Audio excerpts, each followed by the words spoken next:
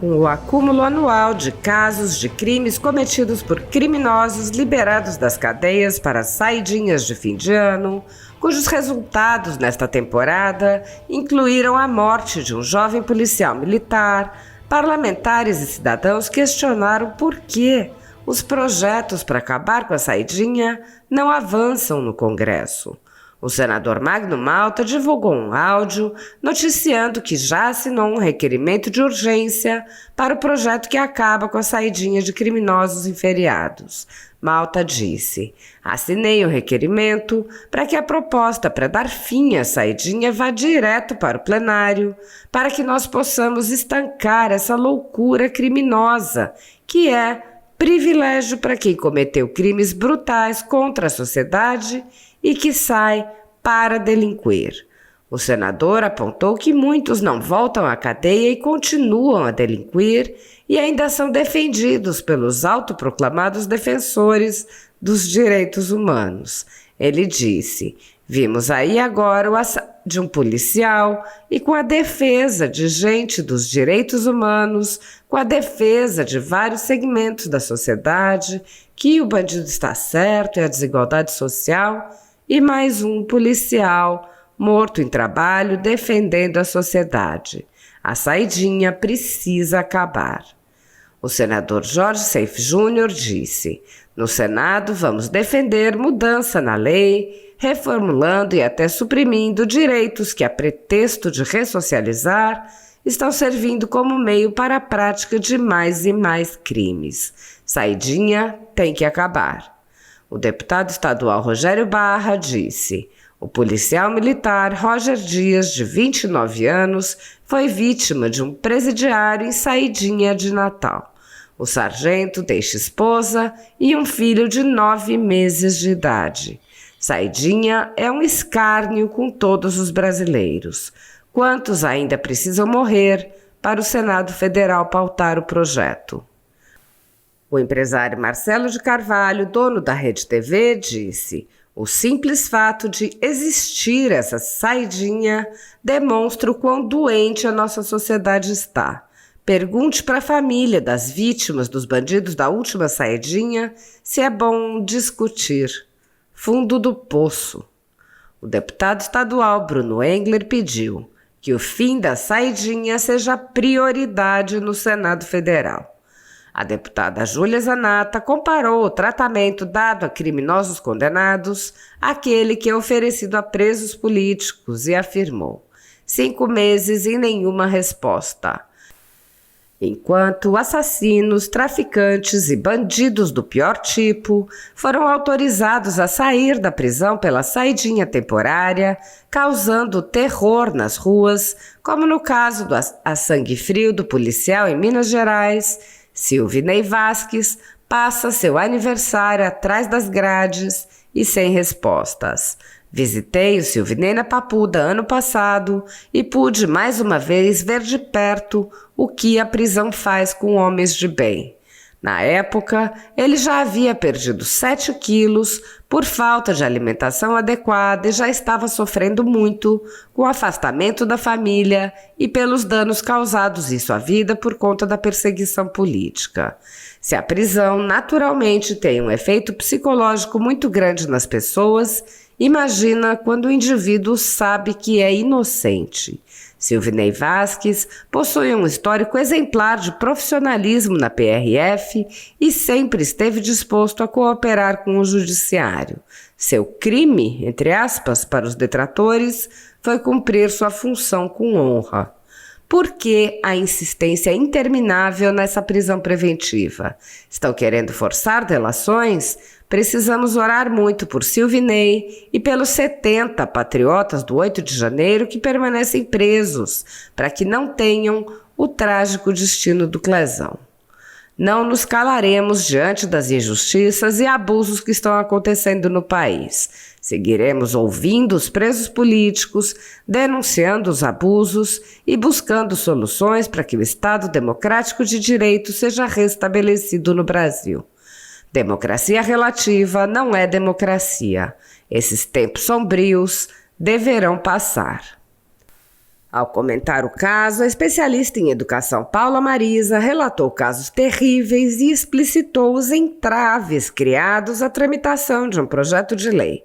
Ela disse: o PL 2253 de 2022, de autoria do Derrite, foi aprovado na Câmara dos Deputados em 8 de agosto de 2022 e seguiu para o Senado, onde está encalhado na Comissão de Segurança Pública. Em 20 de setembro de 2023, o PL foi incluído na pauta, mas os senadores Rogério Carvalho, do PT, e Jorge Cajuru, do PSB, apresentaram requerimento para a realização de audiência pública, o que acabou postergando a votação. No dia 6 de outubro de 2023, o senador Cajuru apresenta uma emenda. Na justificativa encontramos o seguinte trecho: quanto à extinção da saída temporária, embora a intenção seja reduzir a possibilidade de cometimento de crimes durante a fruição desse benefício, a revogação de forma absoluta não nos parece adequada, pois elimina um mecanismo que contribui para a paulatina reinserção social do apenado e confere o mesmo tratamento ao condenado primário de bom comportamento e ao reincidente, que comete faltas graves. Finalmente, em 17 de outubro de 2023, Flávio Bolsonaro, do PL, relator da proposta, dá seu parecer favorável e a emenda proposta por Cajuru é derrubada. Em 26 de outubro, a matéria é incluída na pauta, mas a sessão foi adiada. Em 1º de novembro, a matéria é incluída na pauta, mas a sessão foi adiada. Depois disso, nossos maravilhosos senadores entraram em férias. Quantas vidas teriam sido poupadas caso esse PL já tivesse sido aprovado? Quantas vidas mais teremos que perder para que os senadores parem de procrastinar? Quando as pessoas irão parar de votar em políticos que defendem a bandidagem? O deputado estadual Bruno Souza questionou: quantas mortes são necessárias para mover um senador? O senador Eduardo Girão publicou um vídeo mostrando seus esforços para levar o PL à votação, ignorados no Senado. Ele disse: perdão ao Roger e outras vítimas. Infelizmente, tivemos vidas preciosas perdidas para o Senado agir. Após a tragédia que abalou o Brasil, do policial mineiro Roger Dias, meus sentimentos aos seus familiares, por um preso beneficiado com saidinha do Natal, o presidente do Senado vem a público dizer que vai agilizar a deliberação da pauta, parada há meses na Comissão de Segurança Pública da Casa, após ter sido aprovada na Câmara. É sempre assim. Precisa ter derramamento de sangue, clamor social, para se votar algo que atende aos verdadeiros anseios da sociedade. Mas os brasileiros têm o direito de saber que nesta mesma comissão temática, a oposição fez de tudo, pressionou ao limite, para que essa matéria fosse votada há meses, embora os governistas, de forma sorrateira, tenham tentado e conseguiram retardar ao máximo. Resgatei aqui apenas um trecho dos inúmeros apelos que fizemos na Comissão de Segurança Pública da Casa Revisora da República em 28 de novembro. Assista a uma de minhas argumentações contra a recusa do presidente da Comissão de Segurança Pública, senador Petecão, para incluir na pauta o projeto de lei de autoria do senador Flávio Bolsonaro, que prevê extinguir o benefício da saída temporária de presos. Essa e outras postergações sobre a matéria custou vidas, como a do sargento Roger Dias da Cunha, de 29 anos, que foi fatalmente durante uma perseguição nas ruas de Belo Horizonte. Aliás, um vídeo emocionante que circula nas redes, que também publiquei ontem, faz um apelo aos senadores, como se fosse na voz do sargento Dias. E usando a licença poética, fui atrás do histórico dessa votação para dar uma satisfação simbólica a ele, que já partiu para o mundo espiritual, que Deus o tenha, e sua família, a quem manifesto os meus mais profundos sentimentos. Vamos finalmente aprovar essa matéria em fevereiro, que impõe um benefício a quem deve cumprir pena, segundo a lei, e expõe a sociedade a riscos sem precedentes. Que a verdade, a justiça e o bom senso triunfem. Jesus no comando, sempre. Paz e bem. Há muitos anos, o Senado Federal se mantém de costas para os cidadãos, ignorando solenemente os apelos populares para que exerça seu papel constitucional. Sob a presidência de Rodrigo Pacheco, o Senado sofre uma intensa paralisia. Na legislatura anterior, o próprio plenário se reuniu poucas vezes e as comissões praticamente não funcionaram, impulsionadas pela paralisia da Comissão de Constituição e Justiça, que, sob o comando de Davi Alcolumbre, também mal se reuniu.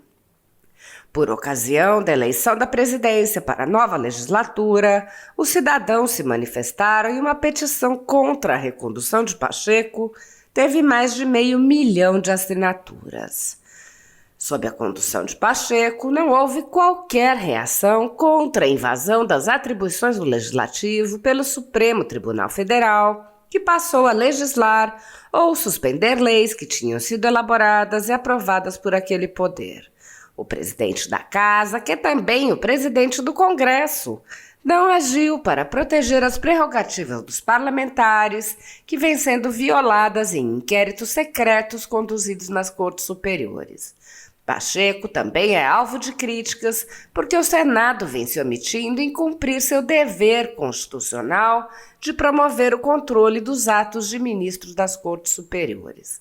De forma monocrática, o presidente do Senado impede a análise de todo e qualquer pedido de impeachment ou de projetos de lei e PECs que possam vir a efetivamente limitar os superpoderes autoconcedidos a ministros do Supremo Tribunal. Sem controle externo, alguns ministros do Supremo agem ao arrepio da Constituição. Em inquéritos secretos, o ministro Alexandre de Moraes, por exemplo, promove uma aberta perseguição a adversários políticos. Em um desses inquéritos, a Folha Política teve sua sede invadida e todos os seus equipamentos apreendidos. O inquérito foi arquivado por falta de indícios de crimes, mas os dados sigilosos foram compartilhados com outros inquéritos abertos de ofício e com a CPI da pandemia, que compartilha dados sigilosos com a velha imprensa. No chamado inquérito do fim do mundo e nos inquéritos dele decorrentes já houve prisões políticas sem que houvesse sequer indiciamento das pessoas presas, imposição de uso de tornozeleira eletrônica e prisão domiciliar em endereço diferente de onde as pessoas moravam, quebra de sigilo de parlamentares, inclusive de um senador, quebra de sigilos de pessoas e empresas, inclusive de veículos de imprensa, quebra de sigilos do ajudante de ordens do presidente da República, censura de veículos de imprensa, de cidadãos e de parlamentares, bloqueio de redes sociais, de jornalistas, veículos de imprensa, cidadãos e parlamentares, buscas e apreensões em empresas, residências de familiares e gabinetes de parlamentares, proibição de contato entre pessoas que nem se conhecem, proibição a parlamentares de concederem entrevistas e de participarem de eventos públicos, intervenções no comando de partido político, prisões em massa sob alegações descabidas, multas estratosféricas que representam evidente confisco de propriedade, entre muitas outras. A tudo isso e muito mais, o Senado Federal assistiu passivamente. Nem mesmo a morte no cárcere de Clériston Pereira da Cunha, preso político do ministro Alexandre de Moraes, foi capaz de sensibilizar os senadores e tirá-los de sua letargia.